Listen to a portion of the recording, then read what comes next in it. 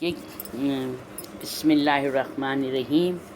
ہم لوگ امام علی النقی علیہ السلام کا کہ امام کس طرح سے اللہ کے علم سے، جو اللہ نے اپنے خزانہ علم سے امام کو عطا کیا ہے، امام کس طرح سے ان کی ہدایت کرتے ہیں، ان کے شک و شبہات کو دور کرتے ہیں. امام جانتے ہیں لوگوں کے دلوں کو. اگر امام کی محبت کہیں نہ کہیں انسان میں ہوتی ہے تو امام اس کو اس کے مرنے سے پہلے اس کو ہدایت دے دیتے ہیں. اسی طرح سے کوفے میں ایک شخص رہتا تھا جس کا نام تھا مقبل دیلمی. وہ چھٹے امام کے امام جعفر صادق علیہ السلام کے بعد اللہم صلی اللہ علیہ وسلم ان کے بیٹے عبداللہ افتاح کو اپنا امام مانتا تھا. اس کا ایک دوست تھا، اس نے یعنی کہا کہ تم جو عبداللہ افتاح کو امام مانتے ہو چھٹے امام کے بعد، تو عبداللہ افتاح امام نہیں تھا. تم نے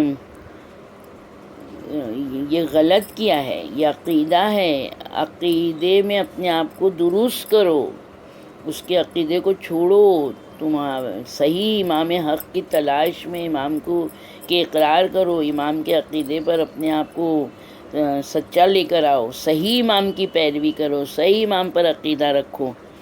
تو اس نے کہا حق کیا ہے کہ میں اس کی پیروی کروں؟ تو اس نے کہا کہ دیکھو حق یہ ہے کہ امام جعفر صادق علیہ السلام کے بعد ان کے بیٹے ساتویں امام امام موسی کاظم علیہ السلام ہیں، اور ان ساتویں امام کے بعد ان کے بیٹے آٹھویں امام امام علی رضا علیہ السلام ہیں، اور آٹھویں امام کے بعد ان کے بیٹے امام محمد تقی علیہ السلام ان کے بیٹے ہیں، اور امام محمد تقی علیہ السلام کے بعد ان کے بیٹے امام علی النقی علیہ السلام امام ہیں. تو وہ افتحی کہتا ہے کہ تمہارے پاس ان کی امامت کی کیا دلیل ہے؟ یقیناً وہ لوگوں نے امامت کی دلیل سے امام کو جانا، مگر مرنے سے پہلے ان کے عقیدے درست ہو گیا، انہوں نے توبہ کر لی، استغفار کر لیا. الحمدللہ یہ بھی ایک بہت بڑا شرف ہے، کیونکہ عقیدہ ہی ہماری نجات کا ذریعہ ہے، دنیا میں بھی اور آخرت میں بھی. تو اس کے دوست نے کہا کہ چلو ہم سامرا چلتے ہیں، آج کل امام علی النقی علیہ السلام یہیں رہ رہے ہیں، تو وہاں جا کر تم ایسا کرنا کہ کوئی چیز ہے نا اپنے دل میں چھپا لینا، اور ہے نا وہ جو تم دل میں چھپاؤ گے جو بات کو، وہ تم کو امام بتا دیں گے. تمہارے دل کی جو بھی بات ہوگی اس سے امام تم کو آگاہ کر دیں گے، تو تم امامت کی بڑی دلیل ہوگی، اور پھر تم ان کو امام مان لینا، ورنہ تمہاری مرضی. اس نے کہا ٹھیک ہے. پھر دونوں سامرا گئے. دونوں جب سامرا آئے، جب وہاں پہنچے، تو جب یہ لوگ وہاں پہنچے تو امام جو تھے تو متوکل کے دربار میں گئے ہوئے تھے، اس نے بلوایا تھا امام کو. تو یہ لوگ وہاں انتظار کرنے لگے، ایک راستے پر کھڑے رہ کے ایک کنارے پہ ان لوگ انتظار کرنے لگے امام کا. کچھ دیر کے بعد امام واپس آئے. اب یہ لوگ تو انتظار میں کھڑے ہی ہوئے تھے. تو افتحی نے اپنے دوست سے کہا اب جب کہ تمہارے امام یہاں سے گزریں گے اور اگر انہوں نے میرے کچھ کہے بغیر میرے دل کی بات کو جان لیا تو میں انہیں مان لوں گا. یعنی اس نے بھی یہ چیز کا اقرار کر لیا. یعنی دیکھیں کہ اگر ہم اپنے امام کی طرف ذرا سا بھی راغب ہوتے ہیں تو امام پوری طرح سے ہم پر یعنی ہم کو پوری طرح سے اپنا لیتے ہیں، اپنی قربت دے دیتے ہیں ہم کو. کچھ دیر بعد جب امام متوکل کی محل سے باہر آئے تو امام کے آگے پیچھے سب تو غلام تھے، فوج تھی پوری غلاموں کی. جب امام افتحی کے پاس سے گزرے تو امام نے اپنی سواری کو ایک سیکنڈ کے لیے روکا، اور امام نے افتحی کے سینے پر تھوکا، یعنی لعاب دہن ڈالا۔ تو جو آپ کا لعاب دہن تھا، جو تھوک تھا، وہ افتحی کے سینے پہ پڑا۔ پھر وہ لعاب دہن جو تھا تو ایک لکھے ہوئے کاغذ میں بدل گیا، اور اس کے اوپر لکھا تھا عبداللہ امام نہیں تھا، اس میں امامت کی صلاحیت بھی نہیں تھی۔ اور یہ چیز اس افتحی کے ساتھ ساتھ ہزاروں لوگوں نے اس لکھاوٹ کو پڑھا ہے۔ جب افتحی نے یہ لکھا ہوا پڑھا تو اس نے اپنے سر پہ خاک ڈالی، کہنے لگا ہائے، میں اتنے دن تک گمراہ رہا، میں آج خدا کا شکر بجا لاتا ہوں کہ اس نے مجھے ہدایت دی۔ یقیناً اس واقعے کے بعد اس نے اپنے پہلے نظریے کو ترک کر دیا، امام علی نقی علیہ السلام کی امامت پر ایمان لے آیا۔ اللہم صلی علی محمد وآل محمد وعجل فرجہم۔ تو دیکھیں، امام نے مدد کی، اور یقیناً امام نے اس کی ہدایت کی۔ ہدایت مانگنے سے ملے گی، ہدایت اہدنا الصراط المستقیم، یعنی ہم کو ہدایت مانگتے رہنا ہے، اس کی تکرار کرتے رہنا ہے۔ اگر یہ مانگنا نہ ہوتا تو ہم دن بھر کی 5 وقت کی نماز میں، ہر نماز میں 2 رکعت میں سورہ الحم پڑھنا ہے ہمیں۔ اب سوچیں، سورہ الحم یعنی 5 وقت کی نماز میں 2 رکعت میں، یعنی 10 مرتبہ تکرار کرنا، اس چیز کی گواہی دے رہا ہے کہ اللہ سے طلب کرو۔ تو یقیناً اللہ سے طلب کریں گے تو اللہ ہمارے لیے ہدایت کا سامان کرتا ہے۔ اسی طرح سے ایک شخص کو امام نے دعا کی تعلیم دی تھی۔ یہ ابو الحسن محمد بن احمد کہتے ہیں کہ میرے والد نے بتایا کہ ایک دن میرے والد جو تھے تو امام علی نقی علیہ السلام کی خدمت میں حاضر ہوئے، تو وہ کہتے ہیں کہ میں نے ان سے کہا کہ مولا، متوکل نے مجھے بہت تنگ کر دیا ہے، اس نے میری رزق روزی کے سب سامان بالکل منقطع کر دیے ہیں، اور یہ سب کچھ جو ہے تو اس لیے صرف وہ مجھ پہ ظلم کرتا ہے، زیادتی کر رہا ہے کہ میں آپ کا چاہنے والا ہوں، آپ کا محب ہوں، آپ مہربانی کر کے اس سے میری سفارش کر دیے، اور مجھے یہ امید ہے کہ وہ آپ کی سفارش کو رد نہیں کرے گا۔ تو امام نے کہا فکر نہیں کرو، تمہارا کام ہو جائے گا۔ رات کے وقت میں یہ اپنے گھر میں لیٹا ہوا تھا کہ متوکل نے قاصد کو بھیجا۔ اس کے قاصد نے جب دروازہ کھٹکھٹایا تو اس کے پیچھے دوسرا قاصد بھی آ گیا۔ وہ کہتا ہے کہ جب میں باہر نکلا تو دیکھا فتح بن خاقان میرے دروازے پہ کھڑا ہے۔ اس نے مجھ سے کہا کہ میں رات کے اندھیرے میں تیرے دروازے پہ کبھی بھی نہیں آتا، لیکن متوکل نے مجھے تاکید کی کہ اب بھی جاؤ اور اب بھی لے کر آؤ۔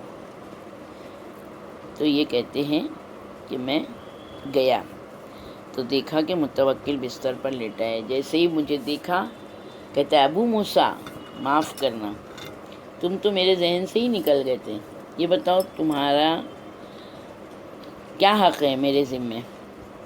میں نے کہا کہ آپ نے فلاں اجرت فلاں روز کی فلاں دن کی مجھے اتنی لینا ہے آپ سے۔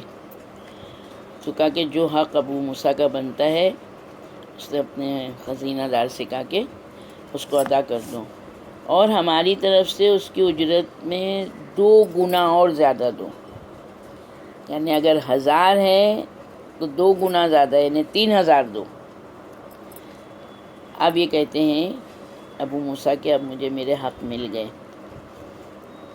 جب میں واپس نکل رہا تھا تو میں نے فتح بن خاقان سے پوچھا کیا میرے امام نے سفارش کی تھی ان سے یا انہوں نے کوئی خط لکھا تھا؟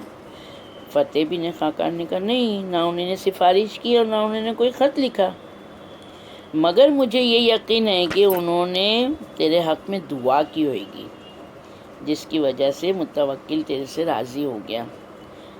تم امام سے کہنا کہ وہ میرے حق میں بھی دعا کریں۔ دوسرے دن امام علی نقی علیہ السلام کی خدمت میں ابو موسیٰ گئے۔ امام نے کہا ابو موسیٰ کیا تم راضی ہو؟ میں نے کہا مولا یہ سب آپ کی برکت ہے، لیکن لوگ کہہ رہے ہیں کہ نہیں تو آپ میرے مسئلے کے لیے نہ آپ کس کے پاس گئے نہ آپ نے کوئی خط بھیجا۔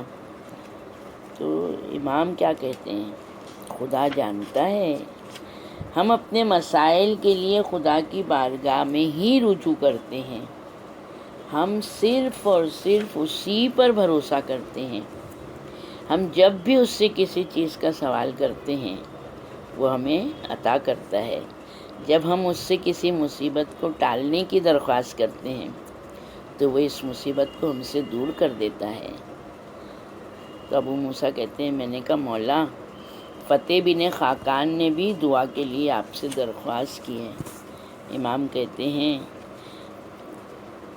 وہ ہمارا دوست نہیں ہے، وہ صرف ظاہر میں ہمارا دوست بنتا ہے لیکن دل سے وہ ہم کو نہیں چاہتا ہے، اور دعا تو اس کے لیے کی جاتی ہے جو اللہ کی اطاعت میں مخلص ہو، خالص دل سے اللہ کی اطاعت کرتا ہو، اور رسول اکرم صلی اللہ علیہ وآلہ وسلم اور ہم اہل بیت علیہ السلام کے حق کا معترف ہو، یعنی حق کو پہچانتا ہو۔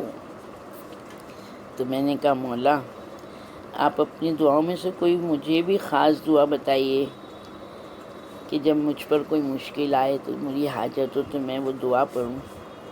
تو امام نے کہا کہ میں حاجتوں کے لیے پورا ہونے کے لیے اکثر یہ دعا پڑھتا ہوں، اور میں نے اللہ تعالیٰ کی بارگاہ میں درخواست کی ہے کہ میرے بعد اگر کوئی مرد مومن میری قبر پر آ کر اس دعا کو پڑھے تو وہ اپنے مقصد میں کبھی ناکام واپس نہیں جائے گا، اور وہ دعا یہ ہے بسم اللہ الرحمن الرحیم یا عدتی عند العدد و یا رجائی والمعتمد و یا کہفی والسند یا واحد یا احد و یا قل ہو واللہ احد و یا قل ہو واللہ احد اسألک بحق من خلقتہ من خلقک ولم تجعل فی